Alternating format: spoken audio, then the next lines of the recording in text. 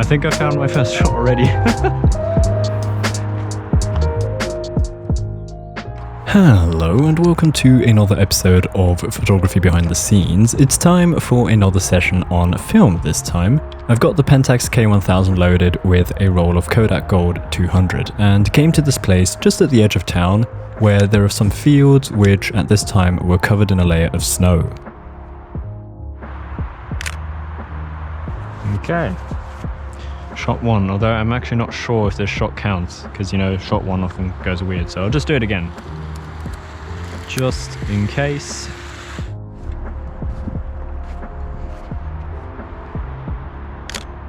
So as expected, the first shot is half burnt, so luckily I got the second shot as a backup. Here it is. I think it's a good start. I enjoy the composition, however, the overall tones of the photograph are not quite what I was hoping for. It's not as romantic as it felt to me while shooting.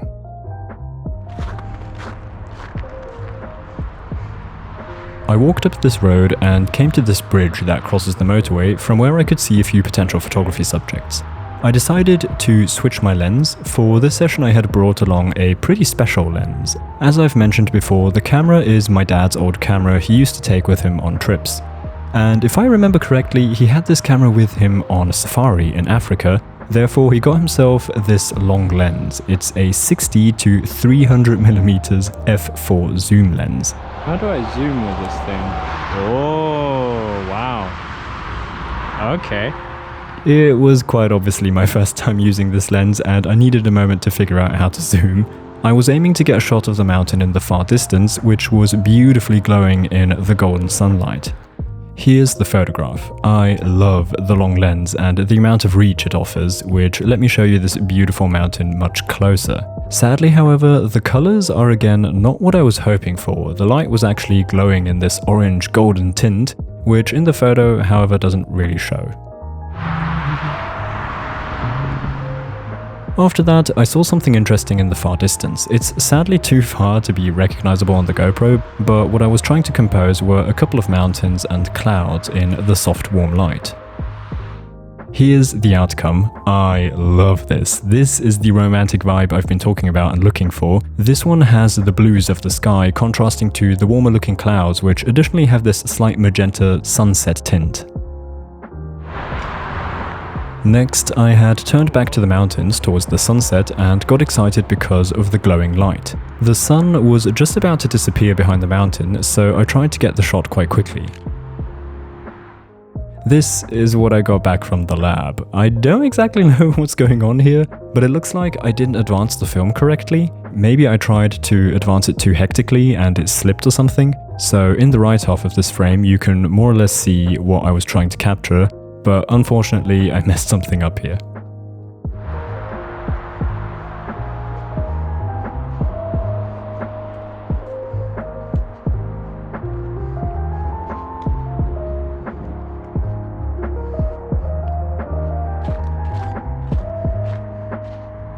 I moved on along the road and came to this wide space of fields. At one point I decided to try to get a photo of the tree line in the distance. Assuming the film had somehow slipped inside the camera, I think this clip makes it a little more clear. If you look at the left knob as I advance the film, you can see that it doesn't turn properly, it stutters a bit. Therefore, sadly, this shot also came out as a half. The left is a double exposure of the previous frame and this one, the right side is normal. So this photo can work just by cropping it a little. I wonder if these photos at 300mm actually come out sharp, because I'm shooting with 1/60th of a second, which is a little slow for 300mm. I think a rule of thumb is actually to shoot double your focal length. Oops. Well, so far I haven't had any slow shutter issues. My film advancing technique is the actual problem. Next, I walked up the field a little to get the right angle. I wanted to get a composition of the trees with the mountain and the orange light behind. I hope this shot turns out well. I hope this shot turns out nicely. If it does, I think this one could be really cool. This worked out and also didn't at the same time. The composition works, I like it, we've got multiple layers of interest here, there's a lot to look at. However, I'm not so satisfied with the tonal outcome again. I'd love to see the foreground a bit brighter, and the colours again don't appear so accurate here. The light was actually more orange than in the photo here, which I think is a pity. But I don't want to complain, it's cool anyway.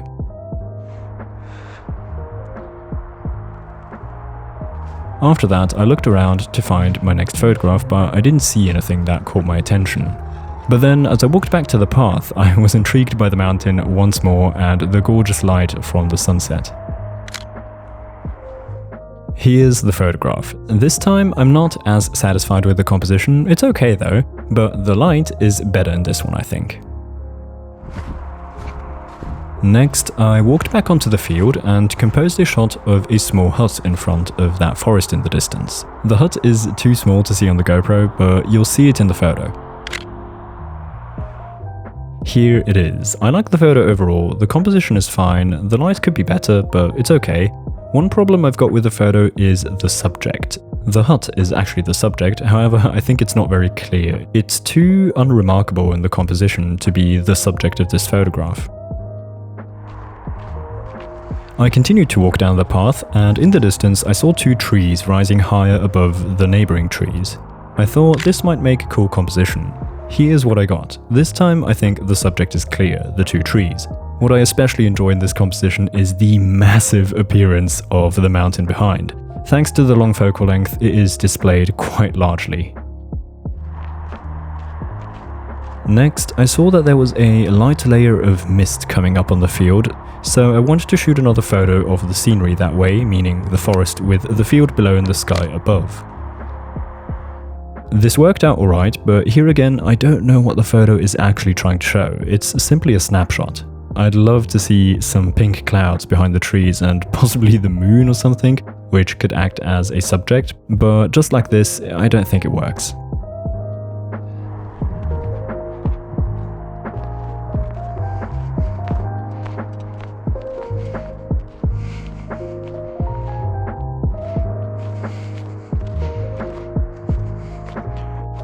Why is it so misty here?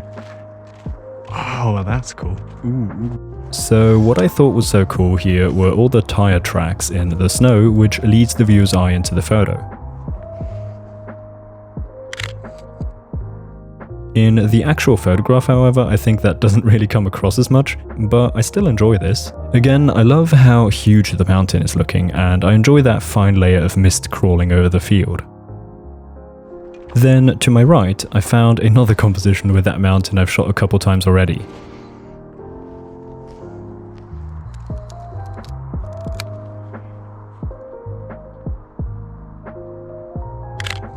This one turned out quite nicely. I just find it a little unfortunate that the sunset by this time was being dominated by the clouds, which causes this less spectacular light in my opinion. After that, I stayed at the same position and zoomed in to 300mm to frame a few trees. And this is what came out. I like the subject and how that layer of mist adds an interesting element to the photo.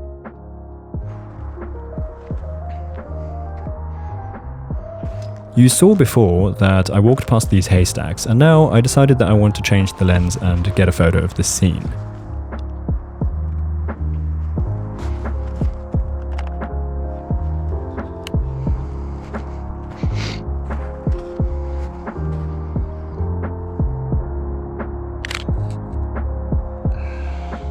This is the photo. I think it's interesting. I like the general balance of the composition.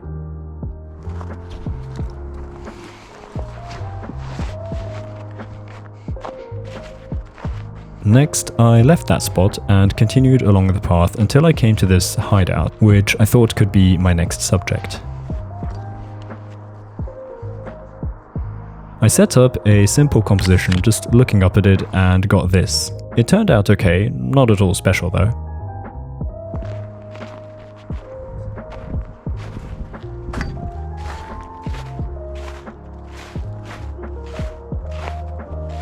After that, I walked onto the field and looked around for another interesting composition. Eventually, I found those two trees to the left and shot a photo. I enjoy the composition and how the two trees build the foreground layer and separate themselves from the background layer. One thing I'd like to see differently is the sky, which of course I have very limited control of. I think less clouds would have been cool, but I guess I'll have to get that another day.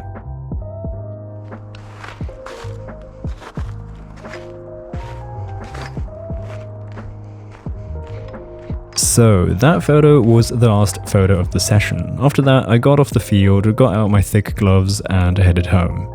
This was an interesting session for me with a couple valuable lessons to take from, seeing as I'm still at the beginning of this new method of photography. One really important thing I must note is to advance the film carefully to avoid slipping, as we saw in this episode. I hope you enjoyed the video. If so, leave a like, it helps the channel to grow. Consider subscribing if you haven't yet, and I'll hopefully see you again next week in the next video. Until then, goodbye.